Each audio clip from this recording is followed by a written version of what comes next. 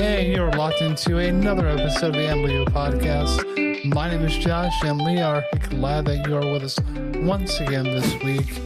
And it has been yet another busy week in our household. We've taken on another home project.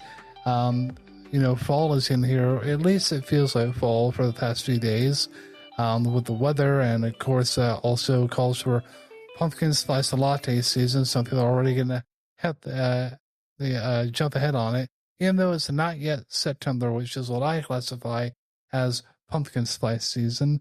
Is pumpkin spice back on the menu? Yes, ma'am. Yes, it is. Okay, great. But a person who also loves coffee is my lovely wife, Rebecca. Hello. Yeah, when I went to go pick up Molly from daycare today, I could see in the daycare place that they already had like pumpkin pillows and things. So it is becoming time. I guess we are further into August than we really realize at this point. Yes, we are. So by the time this episode comes out, we'll just have 1 week of August left, which is crazy to believe. Yes, mind blowing. So before we get on to our main topic, there are things on the Christian spectrum that are just, fascinating. Whether it's parodied versions of popular songs that have been Christianized, or lo and behold, the bad CGI Bible movies that they had good intentions but didn't quite work out. Some of the best content, though, that I have seen is from a group called Christian Nerds Unite, which is a podcast that is also a complete community here. So I was reading Rebecca some of these posts and replies. So the prompt for this post was poorly summarize a Bible story as a Reddit ITA thread. Others try to guess what story it is. If they're not familiar with the acronym ITA, which is AITA, is AMIV, and if you need further reference, it's what people mainly refer to in the Bible as a donkey. An a-hole, Josh. Just say it. Okay. You had to say that when Josh was sending me these earlier, I saw that acronym and I was like, what is that? I don't read Reddit. I listen to Josh tell stories, but I didn't know what that meant, so I was very confused. So you're gonna read some now. Yes, and I'm gonna see. So we're gonna see if Rebecca can guess who they're talking about or what Bible story it is. Okay, I'm ready. With your wealth of knowledge, I think you'll be able to get these. I don't know. There were some earlier you were reading. I was like, who is that? I don't know what that story is, but we shall see. All right. Am I the a-hole for lying about my charitable contributions? Oh, that is Priscilla and Aquila? Is that them? In Acts, where they hid what they... I thought it was Ananias and Sapphira. Yes, yeah, yeah, you're right. Acts, I got the right book. I just didn't get the right people. Their names. Yeah, I know that story. Of course, God struck them dead because they lied. So yes. I'd say you were the wrong party there. Am I the a-hole for making my son-in-law my servant for 14 years? Yes, Laban, you definitely were. That was a pretty bad. And marrying off both your daughters in secret, no. Tisk, tisk, tisk. Man goes for a walk, does not come back.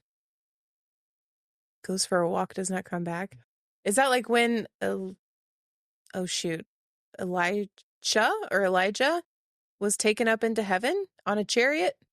Or different person, but you're right in the E category. In the E category? It was a prophet, yeah. I think so.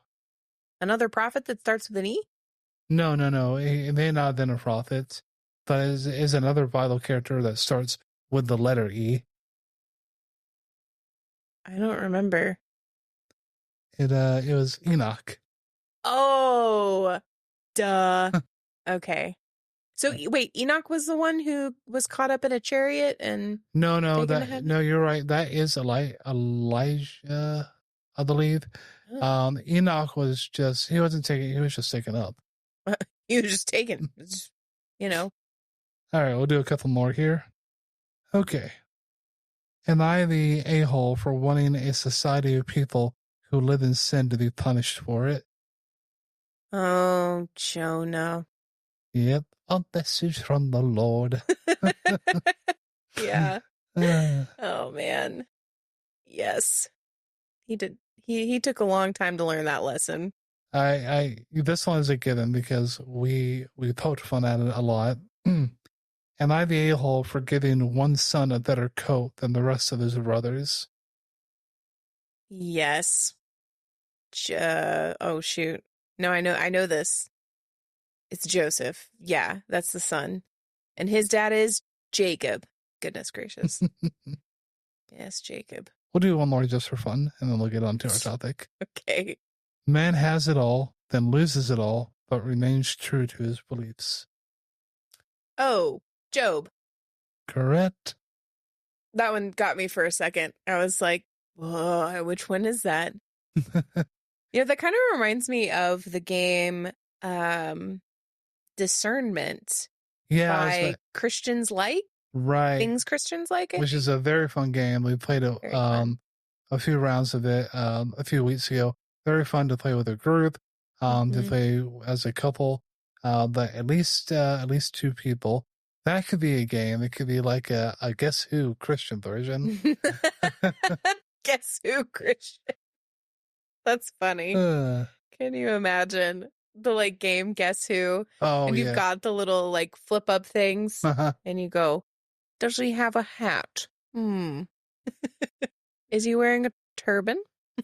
But instead, it kind of requires a little bit of biblical knowledge. So instead of outward, it's to be inward characteristics. Yeah, that makes sense. That makes sense. Speaking of looking on the inside and cherishing your friends and having good characteristics, today we'll be talking about Winnie the Pooh, or if you are formal, Winnie the Pooh. If you're formal. You got to sing the song, Josh. Are you going to sing the song for us? No, I'm not. No. I'm not going to. Winnie the Pooh. Winnie the Pooh. Silly, willy, nilly, all stuffed with fluffies. Winnie the Pooh. Winnie the Pooh. So there's your little serenade there. Yes. So if you were a child of the 70s, 80s, and 90s, then you probably grew up with a silly, willy-nilly old bear named Pooh and his friends in the 100 Acre Wood. The Many Adventures of Winnie the Pooh. Yeah, the Many Adventures of Winnie the Pooh. That was the original in the 70s. The TV series, late 80s, early 90s, was The New Adventures of Winnie the Pooh. And there's been so many renditions since then for Disney Junior. There's been The Book of Pooh, My Friends Tigger and Pooh. The Tigger movie? Yeah, several sequels. Piglet movie. Yeah, Piglet's Pig movie. The Piglet movie. Yeah. There's been a couple live action Winnie the Pooh. Well, there was one specifically about Christopher Robin. And then there was, yes. Like the making of. Yeah. By A.A. Mills. Yeah. Yeah. That was a good movie. I enjoyed that one. The Making of Winnie the Pooh. That was really good. Mm-hmm. But the one that we'll be talking about today came out in 2011, which was the Winnie the Pooh movie. Now, Rebecca, you had not seen this prior to, or you said that you hadn't, but then after watching, you remembered. Well, I remember seeing scenes because we've watched certain scenes that you've pulled up and that we've just watched on the side, but I don't know that I had actually seen it all the way through. So yeah, I think this is the first time I've watched it all the way through. Yeah, I remember seeing it in theaters and then again with you. So it had been a while for me as well. Now you may be thinking, what could we possibly pull from a movie that's geared towards, toddlers and daycare and whatnot. Well, I mean, we do that every day, right? Or... Well, though nothing like that, this this grade level or age level. But the answer is quite a bit, actually. And we have Rebecca to thank for that, because when we were halfway through this movie, I was like, I don't know what we can really pull out of this. So, Rebecca, what is the main theme that we will be talking about for this episode? Well, the main theme we'll be talking about really has to do with the overarching story in the movie of trying to find a tail for Eeyore. Throughout the movie, they're trying to find this tail, and Pooh's just his normal Pooh self. He's very hungry and looking for honey. And towards the end of the movie, after a lot has happened, Pooh is at this point very, very hungry, and he ends up putting away his hunger, and he chose friendship over his own personal hunger, and he was very selfless in this act. And Christopher Robin, at the very end of the movie, even says this. Well, that was very nice of you, Pooh. You put your friendship over hunger. And that was really special for him. He chose to do that. So that's the main overarching theme of the movie. And selflessness is a big theme for Pooh Bear, because when you have a rumbly tumbly and you just want to snack roll honey, it's very hard to put yourself aside for others. But he does it, for sure. He's got a very intense tummy there, too. Yeah, it came with the sound. Exactly.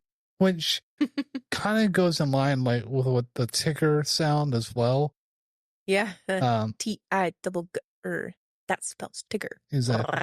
Yeah. So I think they just maybe use that same recording, just replayed it. Not in this movie, though. No. Pooh's tummy gets crazy. It's like really intense, and you're like, oh, calm down, tummy. Jeez. Need food. Yeah, it's very insistent. Speaking of the tummy, at the very beginning of the movie, Pooh sings this tummy song, and it is not my favorite. I did not like the tummy song. No. I much preferred the original rumbly in my tummy. Yes. So, tumbly, or whatever he says. The one that I loved the most was Up, Down, Touch the Ground. Yeah, that's the best. Yeah. Love that song. And I'm the happy hefty Pooh. With a hefty appetite, he's a hefty Pooh. So yes, that's you are. He sure is happy about it. That's great. But regarding selflessness, we'll be talking about this through our three main key points, as we do with most of the movies and TV shows that we talk about. But we'll also be examining this through three characters. So for our first character, again, needs no introduction, Pooh Bear.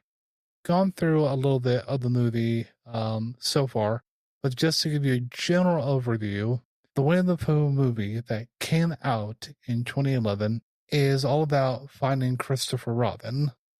But there's also a subplot, which is finding a new tail for Eeyore, or finding his original tail.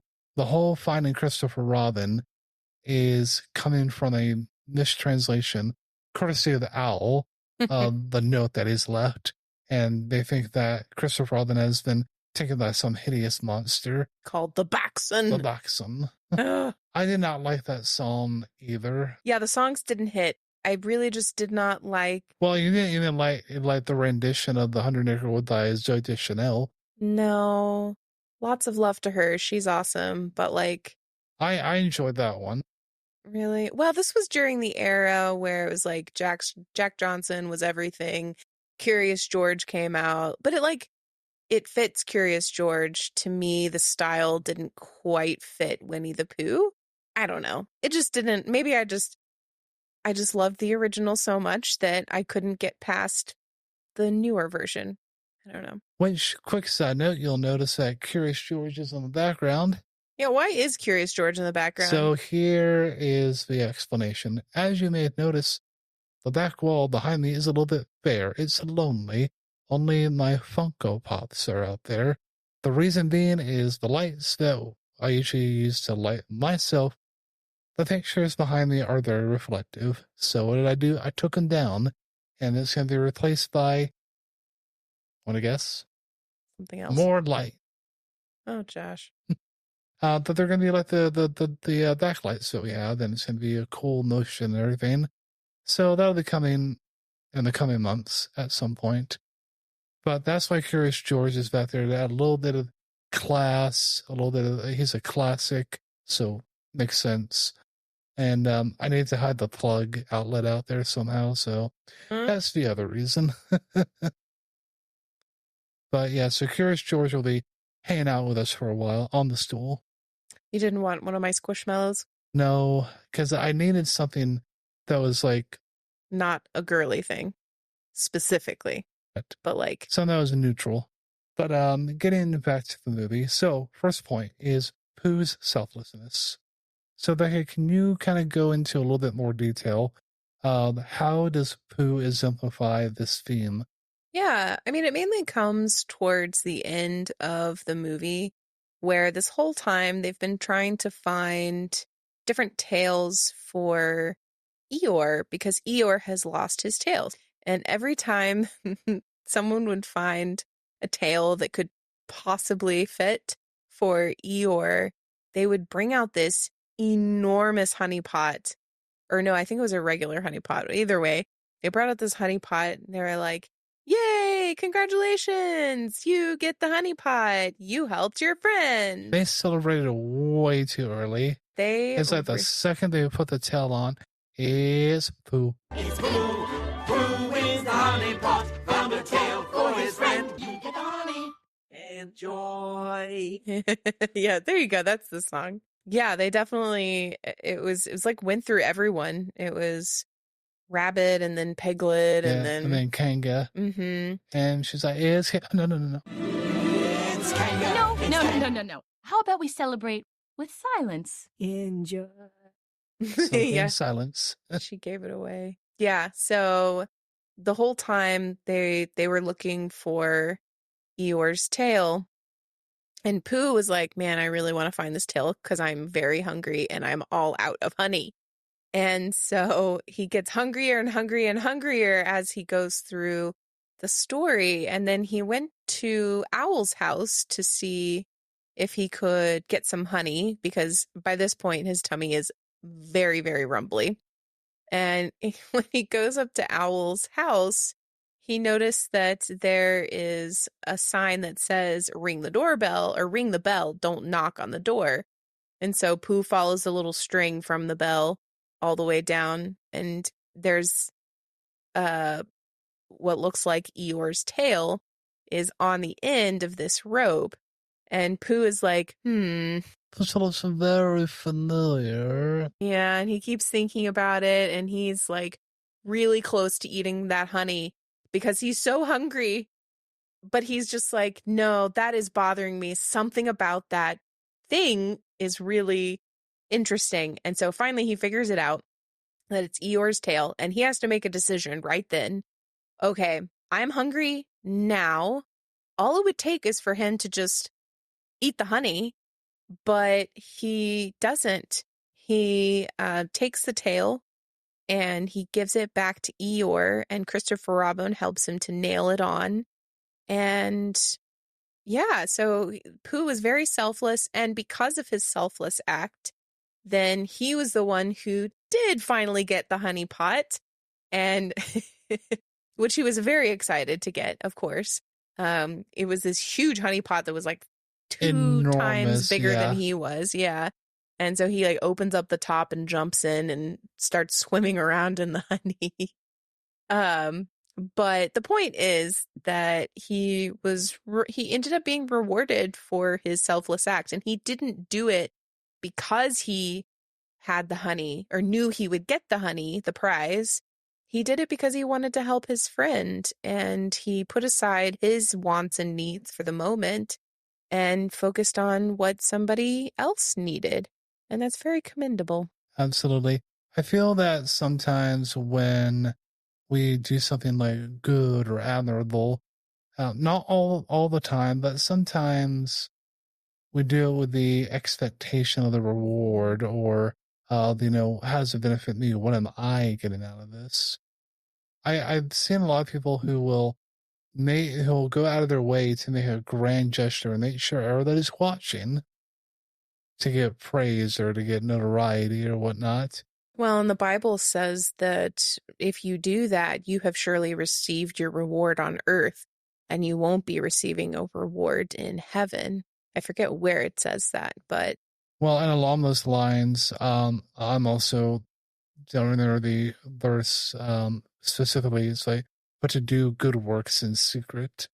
Yeah, that's commendable. I think it's that same little passage. I'm pretty sure it's in one of Paul's letters, like Romans or something. But I don't remember exactly where it is. But yeah, I think it's the same, to do things in good works in secret. And then instead of going off and telling everyone, look how amazing I am, look how great I am, it's kind of like, it's just kept secret. You did it because you wanted to help someone, not because you want the praise. I think deep down we all kind of want the praise. So it's an exercise in, restraint, I guess, to do that. And I think what is being said in those verses is not necessarily like that you can never tell anyone about anything good that you've done, but more so that you are looking for the praise, for the accolades. I think that's the main issue. Yeah, like it would be as if, we could get countless examples, but when you're in a marriage, like you do stuff for the benefit of the other person, not all the time, like for you. So, for example, like I do the dishes.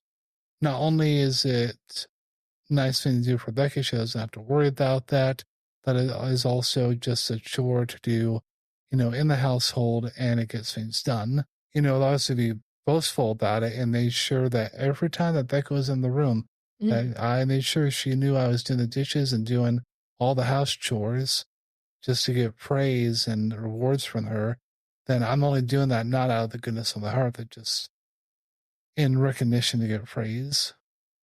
And I don't think it's a bad thing to be praised either. It's all about the posture of your heart. Correct. Which is what Jesus talked about most often anyway, right? It was all about what's the posture of your heart. Absolutely. But going back to selflessness, one of the verses that we have comes from the Philippians, chapter 2, verse 3-4. This is the NIV version. Do nothing, and again, this goes right along with what we've been talking about the past few moments. Do nothing out of selfish ambition or vain conceit. Rather, in humility, value others above yourselves, not looking to your own interests, but each of you to the interests of others.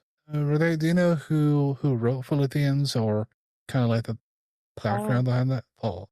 Sometimes different versions have different, say different things. So I looked up the ESV, but it's basically the same. It says, do nothing from selfish ambition.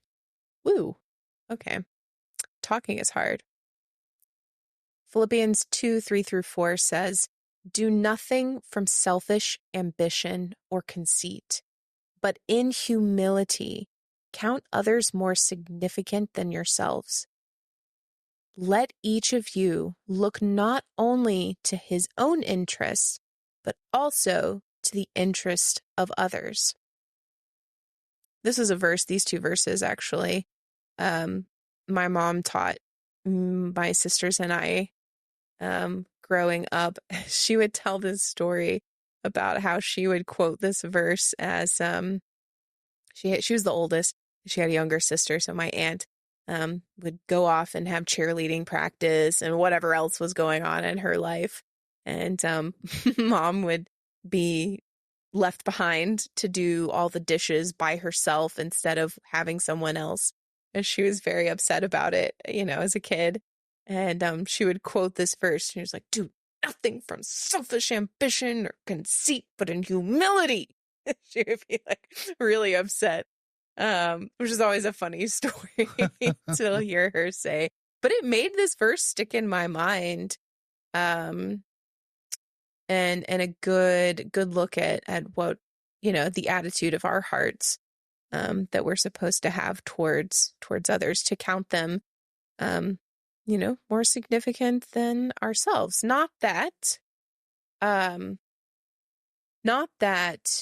we lose sight of ourselves and give up parts of ourselves so that we can then be people pleasers and do things that other people want us to do without taking care of ourselves. I do fully believe that self-care is important for each of us. But there are times when, it is way better to think of other people and to say, well, gosh, what do they need? What do they, don't think about things from only how I can benefit, but look to how you can help other people. So I think that's important to keep in mind when we say these things, count others more significant than yourselves. Yes, but, or yes, and I think rather, is important because, Paul has a point in this, because he's talking about, verse 1 and 2 before all of this. He says, "So if there is any encouragement in Christ, any comfort from love, any participation in the Spirit, any affection and sympathy, complete my joy by being of the same mind, having the same love, being in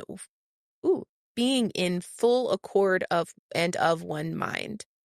So it's more of this like community lifestyle that he's really talking about. Like when we are all focused on other people taking care of their needs, someone's taking care of our needs. And what a beautiful picture of community, I think. So everyone's needs get met because we're all thinking of other people, which I think gets lost in our individualistic society, particularly here in America. And Europe does a fantastic job. And some Hispanic countries, a lot of them do a fantastic job of having more of that collectivistic culture where it's just like, well, yeah, of course you help each other out. And there are parts of America that are like that, like a lot of small towns, everybody's in each other's business. Yes. But there's a lot of helping out, that happens as well. So we talked a lot about Pooh and, kind of like that main thing of, selflessness. Another verse I wanted to bring up is a John 15:13, also from the NIV, which is, "Greater love has no one than this, to lay down one's life for one's friends." Now again, Pooh isn't doing this to the fullest extent.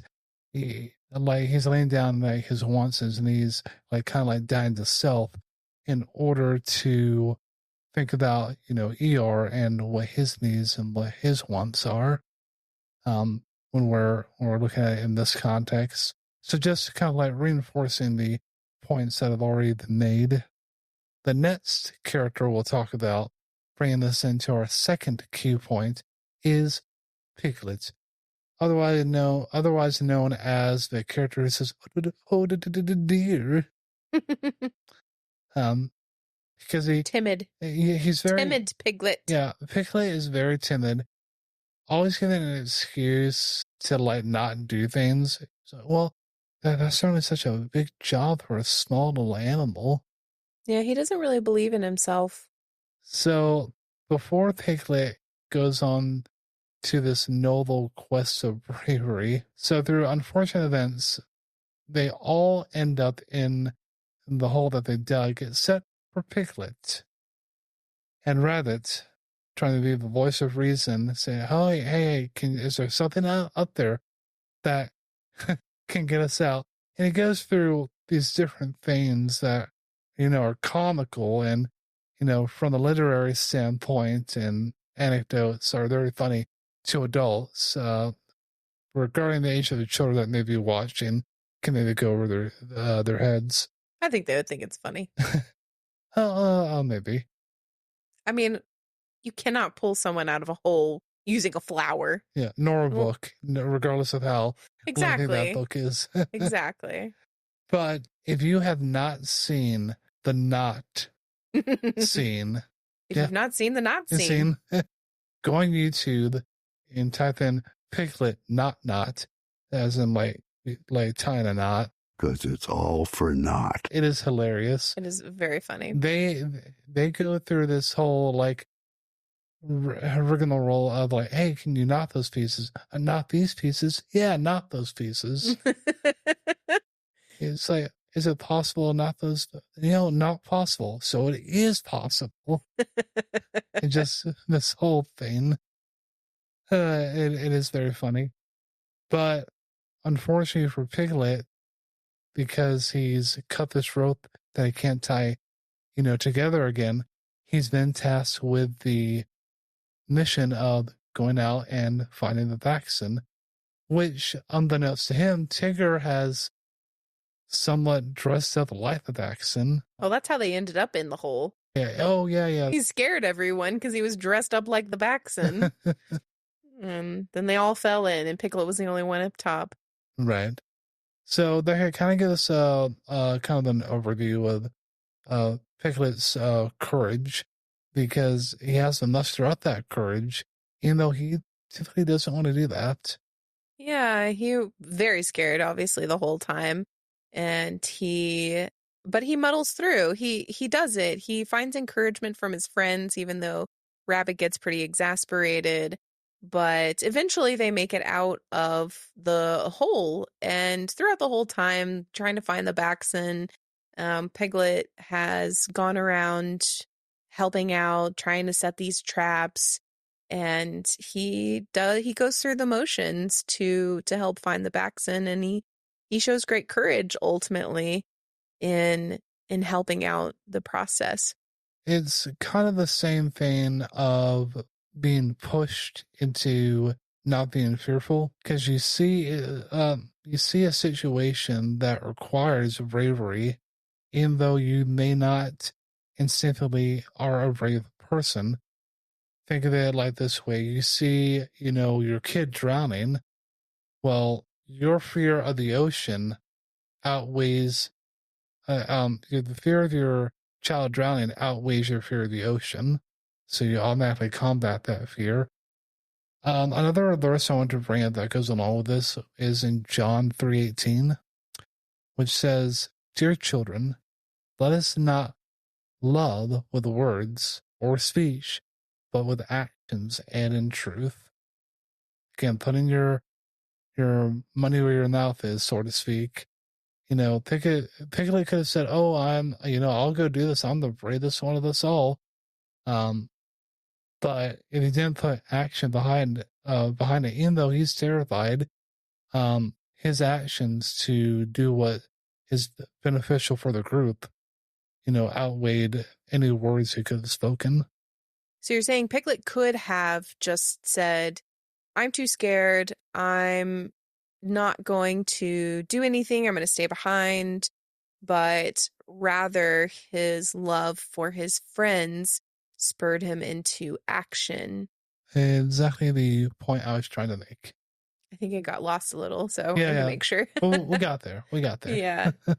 So, Rebecca, I want to kind of work away from the main points a little bit. Originally, we were going to talk about different personalities that are exhibited by the characters. Do you have a few notes on that? No.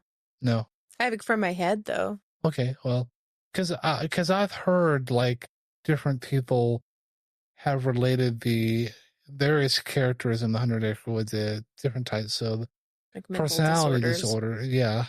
Yeah. The ones that I can think of, Eeyore, easy depression. Yeah, absolutely. Owl seems like narcissistic personality disorder. Rabbit is probably close to OCD. He's not fully because he doesn't necessarily operate out of a fear for what might happen. Honestly, Piglet might be closer, although he probably has more of a phobia of some kind. And then Pooh, I don't remember Pooh. Well, I mean, if we're talking about deadly sin, gluttony. Well, yeah, for deadly sins, yeah, definitely. The personality, I'm not sure. I don't. Oh, I know. It's ADD or ADHD. Yeah, ADD, really, not ADHD. He's not hyperactive. Sense. Well, he forgets things all the time. He was like, "What was I doing? Where was I going?" He gets distracted, which is pretty typical for people with ADHD. Anyway. I'm like Pooh in that way. I tend to get easily distracted sometimes. He might also be more neurodivergent just in general, not just with ADD. He is very singularly focused on honey.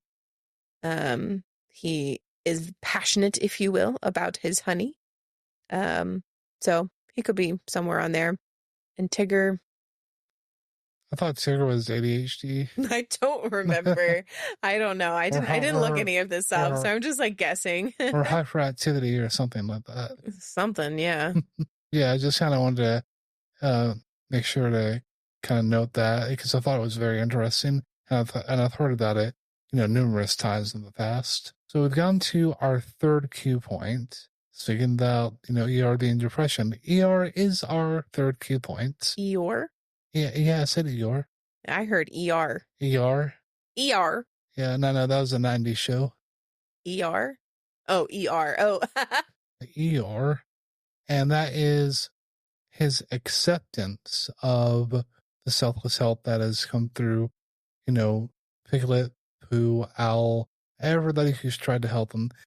And Eeyore isn't he's not ecstatic or excited when things, tend to go his way or, somebody has a surprise for him or he's receiving something.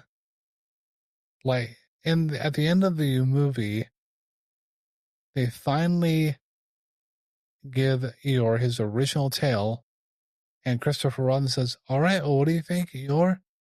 Are you happy? Do you like it?" No. Ooh. But I sure do like this new tail. Well, when you're, talking about the different personalities and depression, when you're stuck in depression, it's really hard to have gratitude.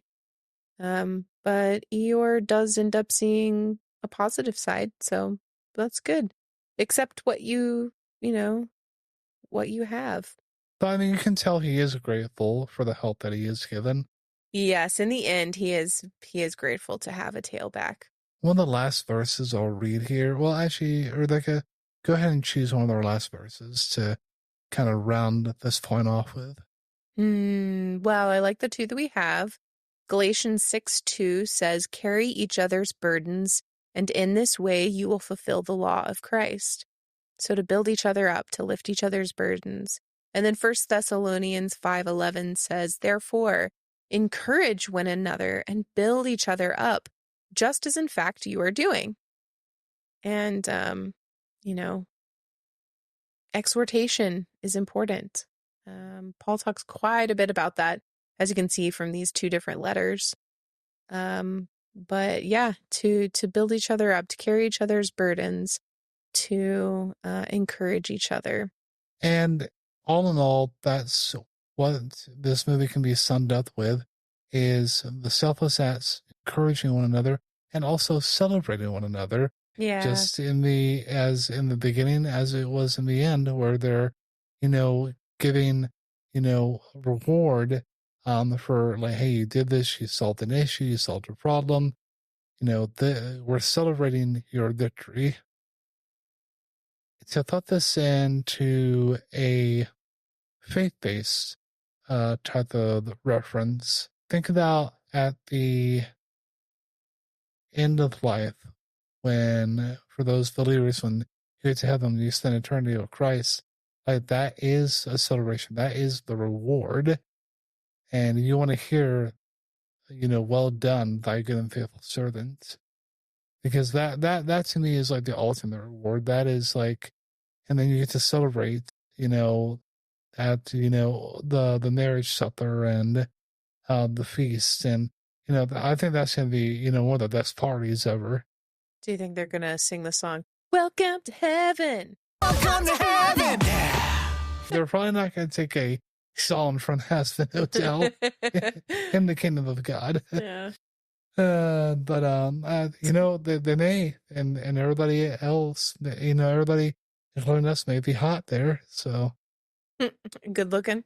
Yeah. Well, I mean, we'll have glorified bodies, so everybody thinks that'll be, Yeah, that's such an interesting thought. I mean, it doesn't matter ultimately, but like, yeah, are we going to be in what's known as like the prime of our lives when like 25? Are we all going to look like 25-year-olds? Is it going to matter? I don't know. I don't know what that looks like. And like I said, it doesn't really, it's just interesting conversation.